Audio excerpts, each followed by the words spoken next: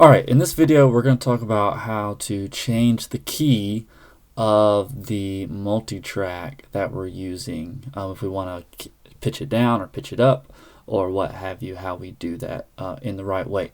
So you can see I've opened this file already. An important note just before we start, you want to do this in the song section is what I would recommend. Instead of doing it in your Dante session, I would do it at the base level project. That way, one, it saves it, and two, it's just easier to work in here than in the Dante session. So the first thing I'm going to do is I'm going to make a copy. That way we leave the original alone and we work on something else. So I'm going to hit Shift Command S or Save As, and we're going to call this Hold of Me. It's originally in D, so I'm going to call it D flat, Hold of Me D flat. All this does is create another ALS file for us to work in. That way we have both copies. So we'll save that. We'll see it change up here, Hold of Me D flat. And then we'll get started. So what I'm going to do is I'm going to open this up. I'm just going to select all of the files. Give me 1 second. Let's close these. There we go. I'm going to select all of the files like this. So I'm going to click the top one, hold Shift, click the bottom one.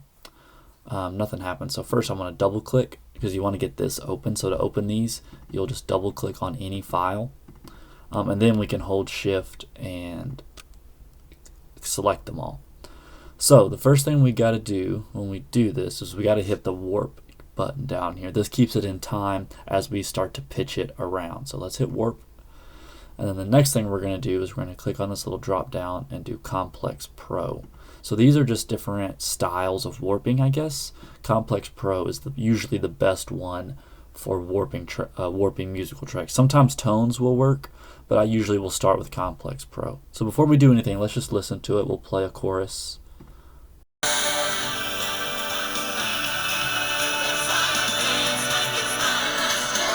So there's the original key. So we're going to select all our tracks again.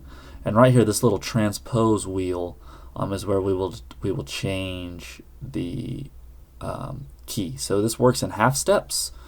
And so you can either drag it down. Say we were going from D to D flat. You could drag it down 1/2 step. It's kind of hard to work that way to use your mouse. Usually I'll just select it and just click -1. It's easier for me to type it than to try to drag it. So now if we listen to the chorus.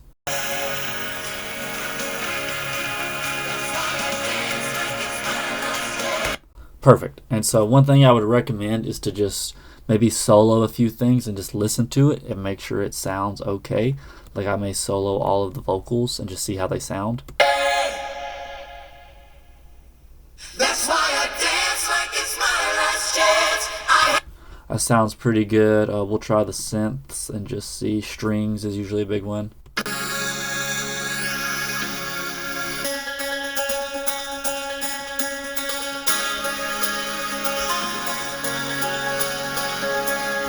Yep, that all sounds pretty good. And so it seemed to work first time. But sometimes if you ever hear something that's like a little bit out of key or a little bit out of tune, you may have to come in here and change it from pro to tones. And another note is the more you warp this, or the more you transpose this, I should say, the worse and worse, quote unquote, worse and worse it's going to sound, just because Ableton's having to do a lot more work. So if we do like -8, so 8 steps down, and we play it again.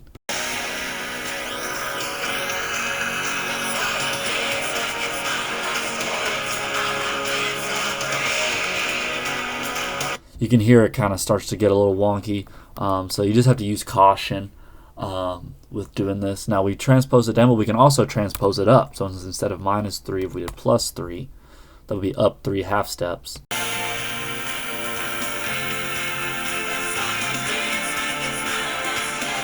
So that's how you do that. So we'll leave it at -1 for now. And so you'll notice, one thing I want you to notice is when I hit play, look at our CPU meter up here. So this is how much, like, I guess, computer power it's taken us to use this. Watch how it's going to go way up.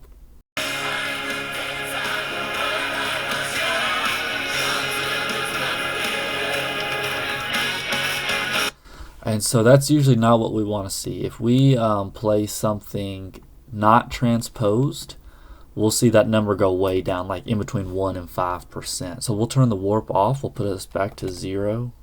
and turn the warp off. So now the clips are not being warped, and we'll see how much computer power it uses then.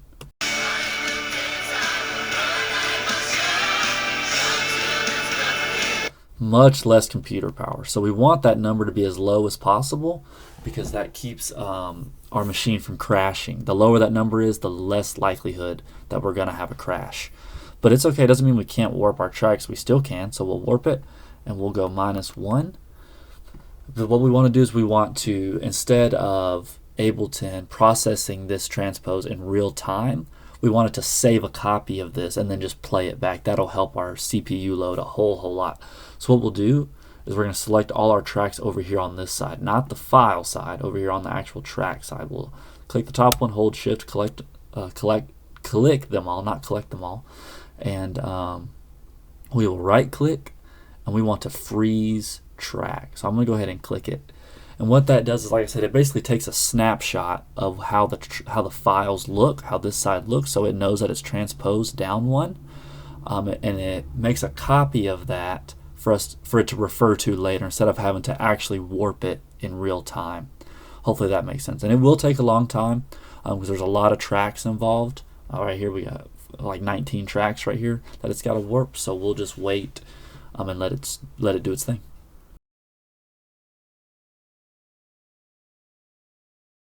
Alright, so now we've frozen these tracks. You see they get this blue, all the tracks turn blue. That lets you know that they're frozen in that way. So like I can't change the transpose, I can't change the mode, I can't change the warp, I can't change anything. It's frozen like this. What that lets us do is it lets us play our tracks warped at a much lower CPU strain. So let's go ahead and hit play and watch our number up here.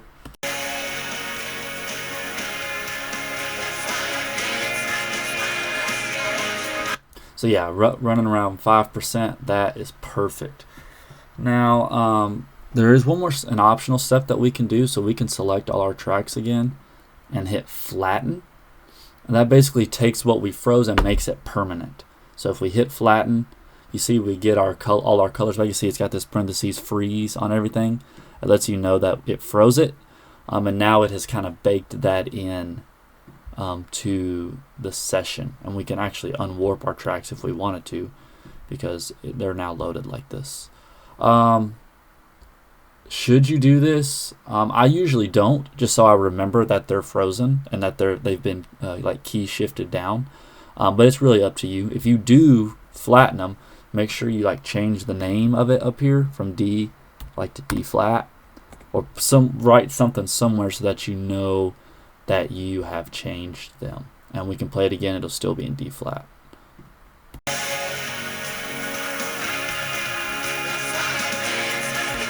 So that's it. That's how you get your tracks key shifted down.